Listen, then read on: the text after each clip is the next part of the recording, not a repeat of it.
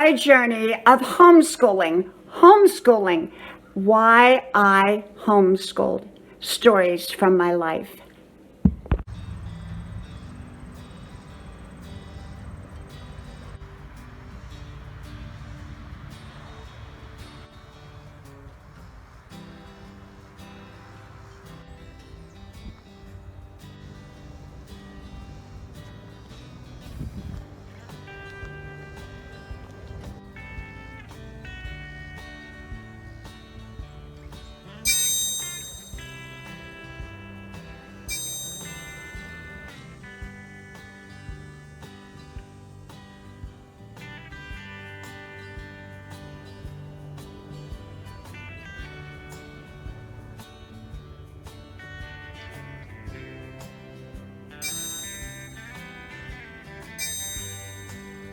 Grandma's porch. Sit down, relax, enjoy. Here on Grandma's porch.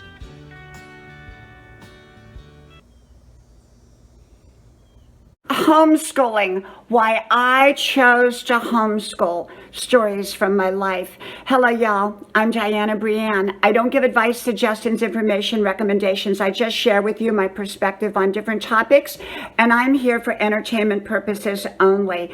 I hope you like, share, subscribe to all 5 channels. Links pinned to the top of the comment section below. If the links aren't working, just copy and paste, okay?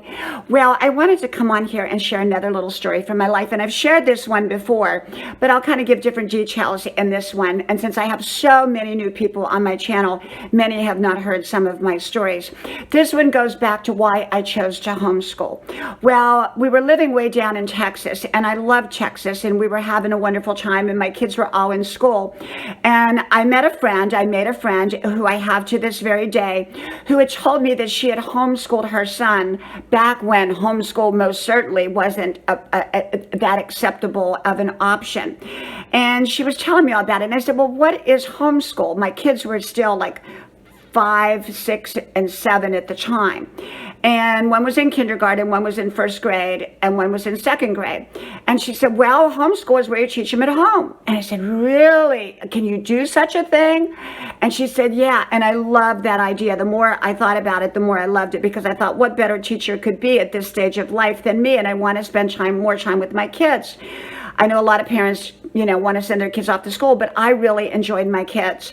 So I was really scared. I felt like I was jumping off a cliff because, well, I hadn't even really heard that much about it, and I wasn't even quite sure how I was going to put together the curriculum.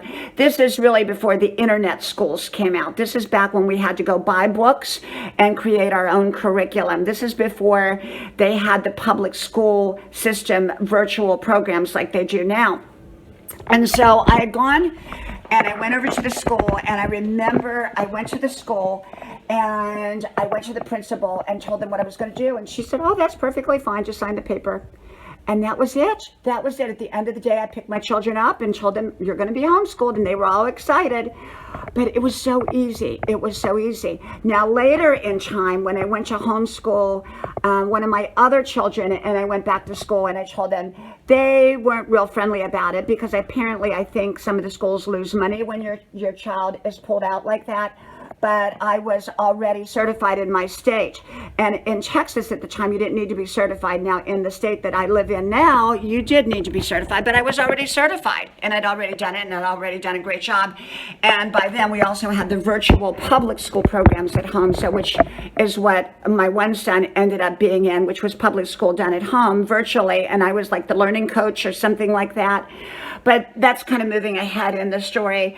And so anyhow, I pulled them out, and we went and bought all this curriculum from a homeschool bookstore, and I started teaching. We would teach in the car, we would teach in the front yard, we would teach in the backyard. I had little desks lined up, and it was wonderful. My kids were like sponges. They absorbed so much in a very, very short amount of time. I think that they had gone a couple grade levels ahead, so I had to kind of slow it down a little bit. But they were loving it. We were having a wonderful time. We went on endless field trips. I remember we went to look for pumpkins, and we found this little historic like church, and we ended up going to that church. And so we were always doing fun little things together. And when the days were sunny and wonderful, we'd be out in the front yard, and I'd make up little games so that they could learn. And it was just a wonderful, magical, amazing time. And they learned so much during that time. So then when I had to start taking care of my mom because she took sick, and that's another video called Caregiver, I ended up putting 2 of my children back in school once we moved back to Georgia.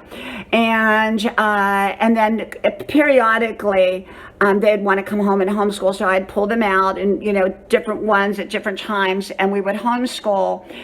And then when we moved up here, all 3 of my kids went back to public school, and this is still in the South, okay, but we moved a little further. And so they all went back to school, but my one son, we just chose to homeschool him, and he did amazingly well. He actually then, for about a year, I homeschooled him traditionally, and then I put him in the public school virtual program done at home, which is, to me, homeschooling. But it's technically not. And so he did amazingly well. He graduated with honors. He was the prom king twice, because he actually had a prom king twice. And my daughter had been the homecoming queen at her public school. And so he had done that twice, and he graduated with honors, and now he's in college. So, homeschooling was wonderful for me. It was a wonderful option. It's not for everyone, okay? It's for some people, just like, not everybody likes spaghetti. Not everybody likes pizza. It's got to be right for the person, okay? But that is my journey and my reasoning behind it. And I loved my journey of homeschool. From my house to yours, may God bless you. I hope you like, share, subscribe to all 5 channels. And I hope to talk to you soon again. Bye-bye.